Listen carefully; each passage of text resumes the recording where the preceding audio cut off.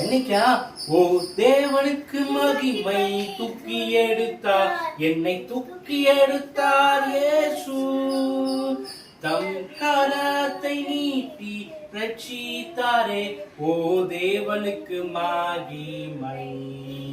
இயேசுவை நேசிக்கிறேன், மென்மேலும் நேசிக்கிறேன். அக்கரையில் நான் நின்று அவரை என்றென்று வாழ்த்துவேன். அக்கரையில் நான் நின்று அவரை என்றென்று வாழ்த்துவேன். ஓ தேவனுக்கு மகிமை தூக்கி எடுத்தார், என்னை தூக்கி எடுத்தார் இயேசு.